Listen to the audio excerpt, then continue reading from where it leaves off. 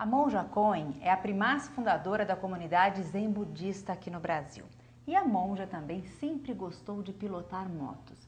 Monja, me diga uma coisa, qual a semelhança entre pilotar uma moto numa estrada livre e a meditação, ou o zazen, como é chamado pela comunidade zen budista?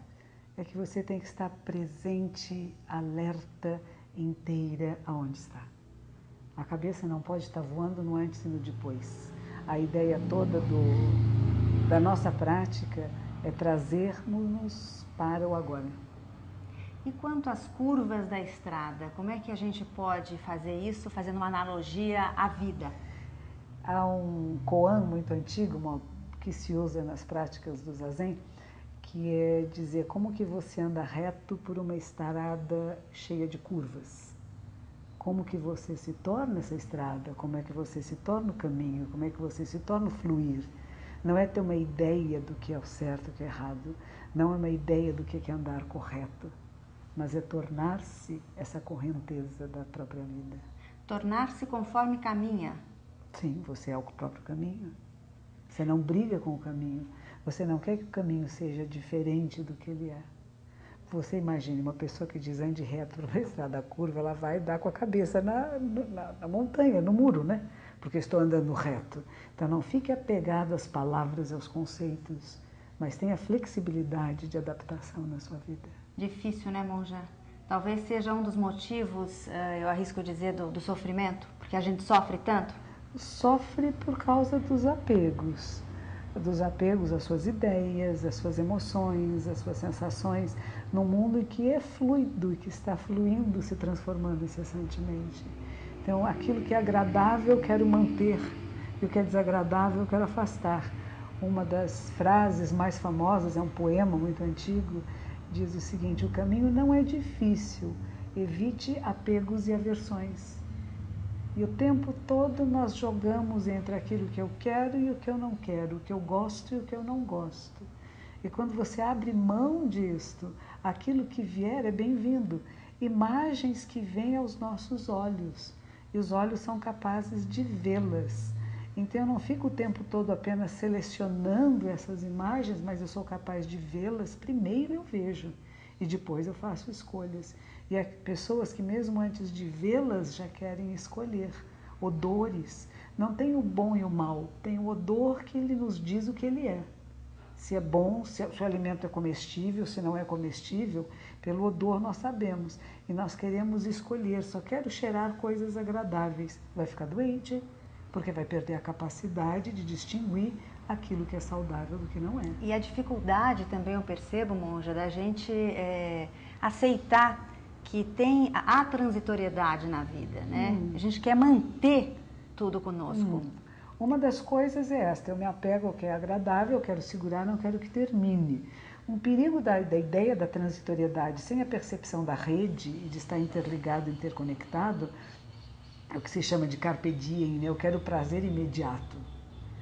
Porque já que tudo é transitório, eu quero só sentir coisas boas e tudo que eu fizer é passageiro, então eu posso fazer qualquer coisa. Não é isto. Tudo é transitório, tudo é passageiro, mas tudo está em rede, interconectado. As atitudes de um influenciam a vida do todo. De todo, e o todo num. Então, quando nos percebemos nessa rede, vem uma responsabilidade, uma corresponsabilidade por como está o universo agora, como está a minha vida, a vida das pessoas que me cercam. Eu não estou separada de ninguém. Então, aquilo que eu faço, que eu penso e que eu falo, mexe nesse todo. Então, percebendo-se corresponsável, atuando de forma adequada. E não porque é passageiro, o que eu fizer não tem importância, tem. Tem a responsabilidade. Deixa marcas. Cada um de nós tem a sua caminhada. O que para mim foi muito importante, foi um determinado momento que eu morava em Los Angeles, na Califórnia. Eu tinha trabalhado backstage, fazendo iluminação para shows de rock and roll, e era mais ou menos isso que era a minha vida. Arranjei um emprego de secretária no Banco do Brasil. Fazia parte da turma dos mutantes, é isso? Não, eles são meus primos, mas eu não era parte da turma deles. Mas gostava do rock? Gostava do rock. Mas eu fui morar nos Estados Unidos e o meu marido era um iluminador de shows. Então eu fiz muitos shows com ele. E quando eu fui morar na Califórnia, eu comecei a me interessar pela meditação. porque não era zazen ainda, era meditação em geral. Os Beatles meditavam, o pessoal do Yes, do Pink Floyd meditavam, que eram grupos que eu achava muito bons, muito inteligentes. E eu me perguntava, se essas pessoas inteligentes fazem isto, o que é isto? Dentro da psicanálise, o Jung meditava e falava muito do budismo. Então, esses pensamentos começaram a essa procura. E quando eu fui a primeira vez no Zen Center de Los Angeles, eu me senti muito em casa. E o que aconteceu durante os processos meditativos, que a gente chama de zazen, porque não tem nenhum objeto de meditação, senão a mente com a própria mente, é como se houve um momento que comecei a fazer uma revisão dessa minha vida. E nós todos temos coisinhas lá atrás que a gente reclama se fosse diferente, de pai, de mãe, de tio, de família, de escolas.